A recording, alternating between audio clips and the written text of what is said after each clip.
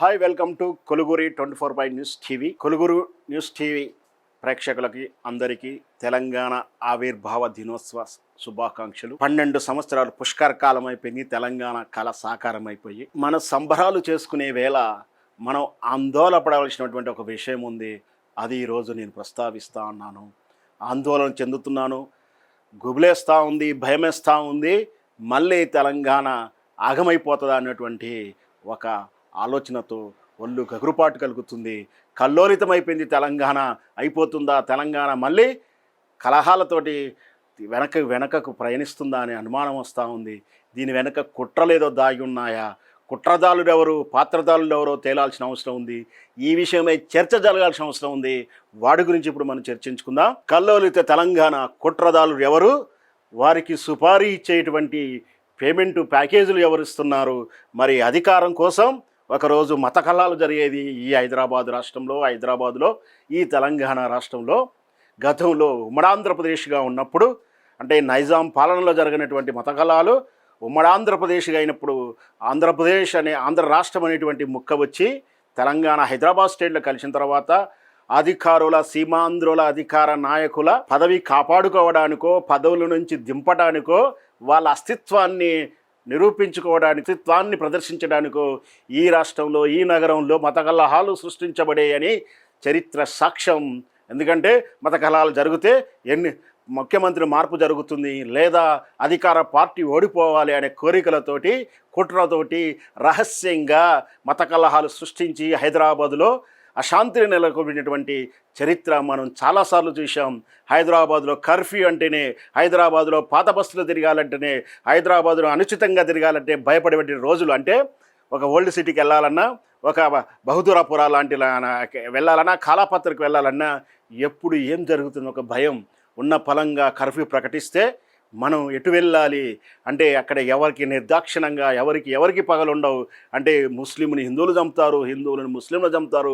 వీళ్ళంతా అరాచక శక్తులు, సంఘ విద్రోహులు, రౌడీలు రాజ్యం వెళుతున్నప్పుడు అలాంటి నిస్సహాయ పరిస్థితుల్లో తెలంగాణ సమాజం హైదరాబాద్లో నిద్రపోయే రోజుల్లో భయపడుతూ నిద్రపోయిన రోజులు ఎన్నో ఉన్నాయి. ఇంట్లో అంటే తలుపులు మూసుకున్న ఇంట్లో పెట్రోల్ జల్లి తగలబెట్టిన సంఘటనలు, ముసలోళ్ళై చెవులు కోసిన సంఘటనలు, ఇంటి ముందులో మూగజీవులను నరికిన సంఘటనలు ఎన్నో చరిత్ర సాక్ష్యాలున్నాయి. అది అధికార దాహానికి మాత్రం నిదర్శనంగా నిలిచింది. అల్లా కల్లోలు సృష్టించినటువంటి ఆనాటి సీమాంధ్ర నాయకులు, ఎక్కువగా సీమాంధ్ర నాయకుల పాలనలోనే వచ్చింది ఇట్లాంటి మతకలాలు. మళ్ళీ ఇప్పుడు తెలంగాణ సమాజం మీద ప్రాంతీయ విభేదాలు రెచ్చగొడుతున్నారు, ప్రాంతీయ వాదాన్ని ముందుకు తీసుకొస్తున్నారు. నాకు హక్కు లేదా, నేను ఈ రాష్ట్రంలో ఆడపడుచులను ఒక ఆమె వస్తుంది, ఈ రాష్ట్రంలోనే నేను ఉన్నానంటూ ఇంకో ఆయన వస్తున్నాడు, మాకు రాజ్యాంగం కల్పించినటువంటి సాకులతోటి తెలంగాణలో అడుగు పెట్టాలనుకుంటున్నారు. తప్పేం లేదు. ఎవరు రాజకీయంగా, ఎవరు చట్టబద్ధంగా, ఎవరు ప్రజాస్వామ్యంగా ఎన్నికల్లో పాల్గొన్నా తప్పు లేదు. కానీ నైతిక విలువలు, నైతిక అర్హతలు అనేది ఒకటి ఉంది. ఆత్మపరిశీలన చేసుకోవాల్సిందే. తెలంగాణ వస్తే 11 రోజులు అన్నం తినని వ్యక్తి ఎందుకు ఈరోజు తెలంగాణలో రాజకీయం చేస్తాను, ఎందుకు నవనిర్మాణం చేస్తానంటూ ముందుకు వస్తున్నాడు, ఛాలెంజ్లు విసురుతున్నాడు. పేడు బ్యాచ్లతోటి సోషల్ మీడియాలో అవాకులు చవాకులు వెళ్తున్నారు. కిరాయి నాయకులతోటి, కిరాయి అస్తిత్వ నాయకులతోటి ఐడెంటిఫికేషన్ కోసం పరితపించేటువంటి నాయకులను, అమాయకులను, నాయకత్వం కోసం పరితపించేటువంటి చిల్లరగాలన్నీ పార్టీ నాయకులుగా ముందుకు పెట్టి పిచ్చి కూతలు గోయిస్తున్నారు. ఈ రాష్ట్రంలో శాంతంగా ప్రశాంతంగా అన్నదమ్ముల వలె, అంటే తెలంగాణ రాష్ట్రం ఏర్పడిన తర్వాత ఎక్కడ కించెంతో కూడా అక్కడ ప్రాంతీయ విభేదం జరగలేదు, ఎక్కడ అవమాన సంఘటన జరగలేదు. అగ్రత్రాంబూలం ఆ సీమాంధ్రులకు, సెటిలర్స్కి ఇచ్చినట్టు వైనం మనం చూసాం. అయినా కూడా ఈరోజు మళ్ళీ వాదం ముందుకు ఎందుకు వస్తుంది? ఇక్కడ తెలంగాణ వాదం అనేది ముందు కనపడుతున్నా తెర వెనక తెలంగాణ వాదాన్ని కాదు వాళ్ళు ఏర్పాటు చేసేది, సీమాంధ్ర ఓట్లను పోలరైజ్ చేస్తున్నారనే అంతర్గతమైనటువంటి ఎజెండా ఒకటి కనిపిస్తూ ఉంది. లోతైన అధ్యయనం చేయాలి. ఇక్కడ జరుగుతుంది వాస్తవానికి తెలంగాణ పోలరైజేషనా, సీమాంధ్రలో ఓట్ల పోలరైజేషన్ అనేది తేలాల్సిన అవసరం ఉంది. ఖచ్చితంగా దీని కుట్రదారులు ఎవరో నిగ్గు తేలాల్సిన అవసరం ఉంది. క్షుణ్ణంగా విశ్లేషణ చేసుకునే ప్రయత్నం చేద్దాం. ఇంకొకటి, దీంట్లోనే ఆ కుట్ర తెలవారంటే ఈ కన్ఫ్యూజన్ స్టార్ గురించి స్పష్టంగా తెలుసుకోవాలి. ఈ కన్ఫ్యూజన్ మాస్టర్ ఉన్నాడు ఈ రాష్ట్రంలో. ఈ దేశం మొత్తం మీద కన్ఫ్యూజన్ పొలిటికల్ లీడర్ ఎవరైనా ఉన్నారంటే మిస్టర్ పవన్ కుమార్ గారు మాత్రమే. ఈ దేశం మొత్తం మీద ఈ సమకాలీన రాజకీయాలలో అన్మెచ్యూరిటీ ఉన్నటువంటి కిడ్ నాలెడ్జ్ ఉన్నటువంటి కిడ్ పొలిటీషియన్ ఎవరైనా ఉన్నారంటే పవన్ కళ్యాణ్ గారి. ఎందుకంటే ఒకరోజు సనాతన ధర్మం అంటారు, ఒకరోజు చగవీర్ అంటారు, ఒకరోజు గద్దర్ అంటారు, ఒకరోజు నీ సనాతన ధర్మం అంటారు, నేను మచిలీపట్నం పుట్టానంటారు, గుంటూరులో పుట్టానంటాడు, నేను హిందువుని అంటారు, నేను హేతువాదిని అంటాడు, నేను దేవభక్తుని, హనుమంత భక్తుని, సనాతన ధర్మం అంటాడు, ఒకసారి నాకు దేవుడే లేడంటాడు, మా ఆయన దేవుడిని పూజించొద్దని చెప్పాడు అంటాడు. రకరకాలుగా తలకు, ముఖానికి, మొండానికి, కాళ్ళకు, చేతులకు సంబంధం లేనటువంటి లక్షణాలు చెప్తా ఉంటాడు. అట్లా ఏ రోజుకు ఆ రోజుకు, ఏ ఎండక గొడుగు పడుతూ ఎప్పటికప్పుడు సూత్రాలు మారుస్తూ ఉంటాడు. ఒకసారి చంద్రబాబు నాయుడు వల్ల ఈ రాష్ట్రం తగలబడిపోయింది, నాశనం అయిపోయిందని చెప్తాడు, ఒకసారి చంద్రబాబు నాయుడు ఈ రాష్ట్రానికి దిక్కని చెప్తాడు. అంటే ఆయనలో మెచ్యూరిటీ లేదు, ఆయనలో సిద్ధాంతం లేదు. ఒకరోజు కుల రాజకీయం చేస్తాడు, ఒకరోజు మత రాజకీయం చేస్తాడు. ఎందుకు ఇతని గురించే చెప్పాల్సి వస్తుందంటే, ఇప్పుడు హైదరాబాదు, తెలంగాణలో ఇతని అంశం ద్వారానే ఈ రాష్ట్రంలో కల్లోల సృష్టిస్తానికి పథకం పారుతుందా అనే అనుమానం వస్తూ ఉంది. అందుకే ఇతని గురించి విశ్లేషణ చేసుకునే ప్రయత్నం చేస్తున్నాను. గడిచిన 4-5 రోజుల నుంచి ప్రొఫెసర్ సార్ యొక్క అంశాన్ని కాస్త తెలంగాణ అంశం వైపు మలచబడింది. అది విచిత్రమైనటువంటి వాదం అయిపోయింది. అసలు ప్రొఫెసర్ నాగేశ్వరరావు గారు సమైక్యవాది, అతనికి తెలంగాణ వాదులు ఎందుకు వెళ్ళారో నాకు అర్థం కాని విషయం. వెళ్ళారిక ఆ తర్వాత రగులుకుంది మంట, ఆంధ్ర తెలంగాణ, సీమాంధ్ర తెలంగాణ, హైదరాబాద్లో మాకుంది అని.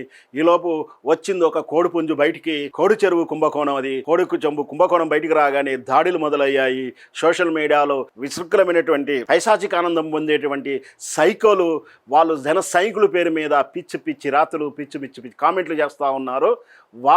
వీటి వెనక ఏం జరుగుతుంది అనేది లోతైన విశ్లేషణ చేశాను. ఒక రాజకీయ విశ్లేషకుడిగా, తెలంగాణ ప్రేమికుడిగా, తెలంగాణ ప్రయోజనాల కోసం, తెలంగాణ కోసం ఉద్యమకారుడిగా, ఈ తెలంగాణలో అస్తిత్వం ఏర్పడుతుంటే ఆందోళన జరిగి అసలు ఏం జరుగుతుంది, మీరందరూ సోషల్ మీడియాలోనో, తెలుగుదేశం సోషల్ మీడియానో, జనసేన సోషల్ మీడియా చెప్పినట్టు ఇదంతా తెర వెనక ఉండి బీఆర్ఎస్ పార్టీ, కేసీఆర్ చేస్తున్న డ్రామా అని చెప్పి అంటుంటే, నిజంగా కేసీఆర్ ఇలా చేస్తున్నాడా, తెలంగాణలో మళ్ళొకసారి ప్రాంతీయవాదం తీసుకొచ్చే ప్రయత్నం చేస్తున్నాడా అని ఆలోచిస్తే దానికి సమాధానం దొరికింది.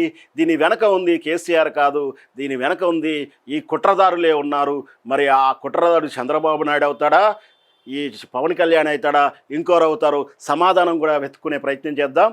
ఒకవేళ నిజంగా ఇప్పుడు తెలంగాణ వాదం ముందుకొస్తే జరిగేది తెలంగాణ ఓట్ల పోలరైజేషన్ కాదు. అంటే తెలంగాణ ఆందోళన చెంది ఓట్లేస్తానికి కాదు, ఇక్కడ జరిగేటువంటి పోలరైజేషన్ వల్ల ఈ హైదరాబాద్ నగరం, ఈ మెట్రో నగరాల మొత్తం, అంటే మెదక్, హైదరాబాద్, రంగారెడ్డి, సంగారెడ్డి, ఇవన్నీ కూడా మేడ్చల్ లాంటి జిల్లాలన్నీ కూడా హైదరాబాదుతో ముడిపడి ఉన్నటువంటి జిల్లాలు.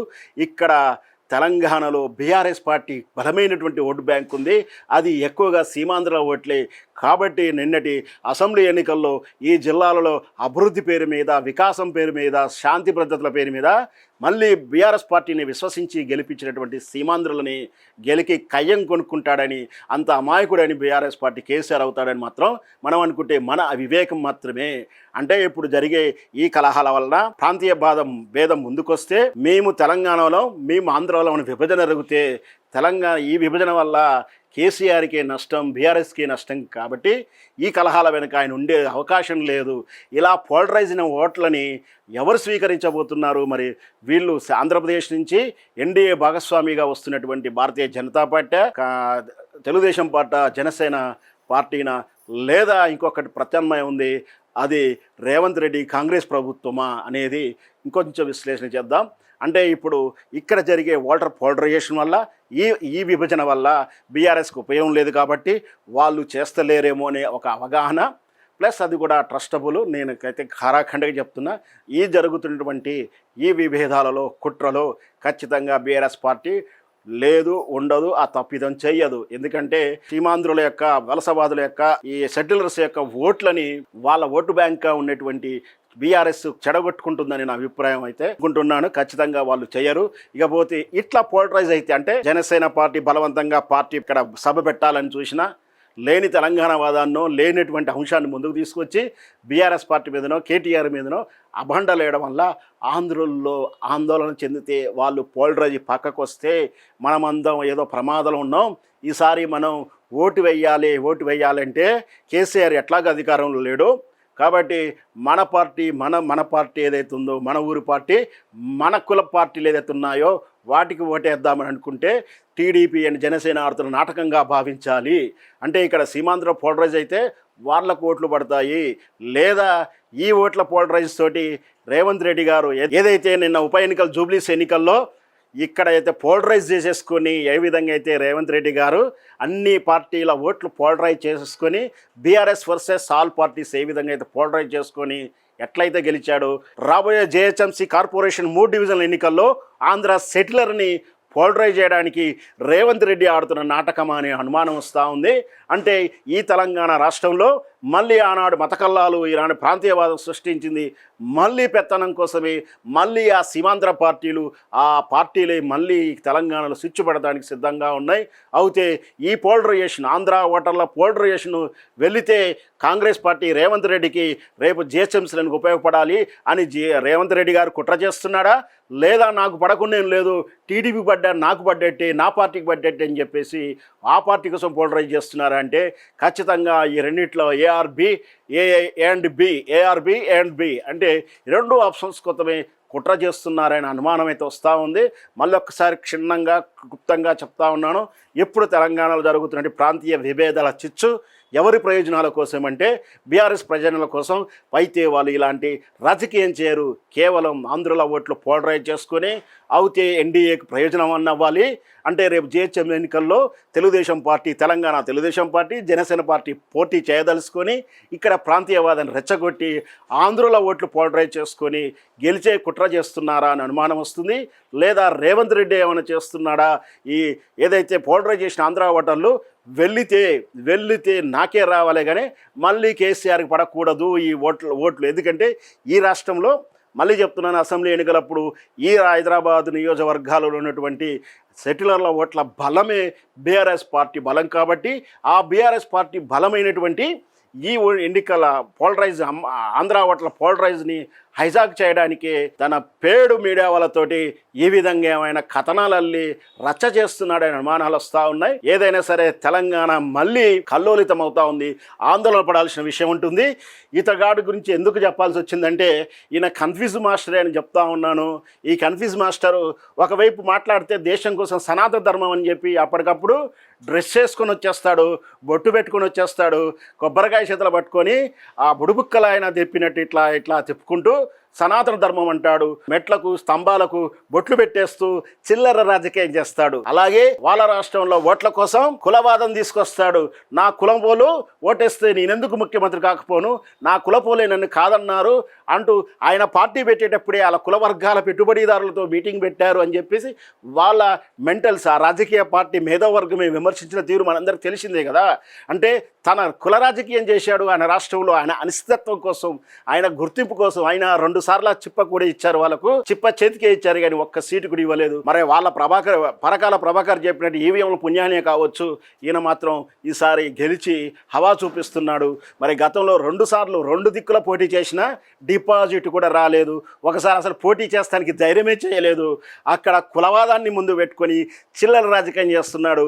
ఈనాడు తమిళనాడు విజయ్తో ఆదర్శంగా తీసుకొని మళ్ళీ నా కులం వద్దు, నాకు కాపు కులం బ్రాండ్ కట్ చేసుకుంటా అని చెప్పి వాళ్ళ మీద విషం కక్కుతూ వాళ్ళ నుంచి బయటికి రావడానికి మళ్ళొక కుట్ర చేస్తున్నాడు. అంటే వెదగడానికి కులమే అడ్డం కావాలి, మళ్ళీ దూరం కావడానికి కులాన్నే ముందు తీసుకుంటున్నాడు కానీ ప్రజల సమస్య పట్ల ఆయన కాన్సన్ట్రేషన్ చేస్తలేడు. అంటే వాళ్ళ రాష్ట్రంలో కులవాదం తీసుకొస్తాడు, దేశం కోసం సనాతన ధర్మం ముందు తీసుకొస్తాడు. మళ్ళీ హైదరాబాద్ ఈ తెలంగాణ రాష్ట్రం అడుగు పెడతానికి మళ్ళీ ప్రాంతీయవాదాన్ని ముందుకు తీసుకొచ్చాడు. ఇది కుట్ర జరుగుతుంది అని ఆందోళన చెందుతున్నాం. నిజంగా ఖచ్చితంగా ఇది హైదరాబాద్ లో ఇప్పుడు తెలంగాణలో జరుగుతుంది. ఖచ్చితంగా జిహెచ్ఎంసీ ఎన్నికల్లో జరగబోయేటువంటి పోలరైజ్ కోసం మాత్రం అనే అనుమానం ఉంది. ఖచ్చితంగా తస్మా జాగ్రత్త. మీ ఇక్కడ ఉన్నటువంటి హైదరాబాద్లో కానీ తెలంగాణ నుండి ఎలాంటి వలసవాదులైనా సరే, ఎలా అయినా సరే వలస కోసం వచ్చిన వాళ్ళైనా సరే, పట్టుకుదేరవ కోసం వచ్చిన వాళ్ళు, ఏ రాష్ట్రం నుంచి వచ్చినా, బీహార్ నుంచి, గుజరాత్ నుంచి, ఛత్తీస్గఢ్ నుంచి, ఏ రాష్ట్రం నుంచి వచ్చినా, ఆంధ్రప్రదేశ్ నుంచి వచ్చినా, ఈ రాష్ట్రం ఈ సస్యశ్యామలమైనటువంటి రాష్ట్రము, ఇక్కడ ఈ అన్ని రకాలైనటువంటి వాతావరణం చూసుకున్న, ఏ రకంగా చూసుకున్నా చాలా చక్కగా ఉంటుంది. మీరు సురక్షితంగా ఉంటుంది. కళ్ళబులి రాజకీయ నాయకుడు వలలో పడి మీ జీవితాలని ప్రశ్నార్థకం చేసుకోకండి. వలసకొచ్చారు, మళ్ళీ ఇక్కడ కాదంటే మళ్ళీ రాష్ట్రం పోతానికి ఈ దేశంలో ఏ రాష్ట్రంలో అంతగా ఆధారాలు లేవు, అవకాశాలు లేవు, కల్లోలిత ప్రాంతాలుగా ఉన్నాయి. చాలా దిక్కుల డబుల్ ఇంజిన్ సర్కారు ఉజక కల్పనలు వెనకబడి ఉంది. ఈ రాష్ట్రం కాస్త నమ్మదగిన రాష్ట్రం అయింది కాబట్టి చూస్తుండగానే వలసలు చాలా పెరిగాయి. ఈ కల్లబులి రాజకీయ మాటలు వింటి మీరు మోసపోతారు. పోలరైజేషన్, సుపారీ సుపారీ కిల్లర్ మాదిరిగా సుపారీ రాజకీయాలు చేసేటువంటి పేడు వాదనలకు మీరు బలి కావద్దనేది నా రిక్వెస్ట్.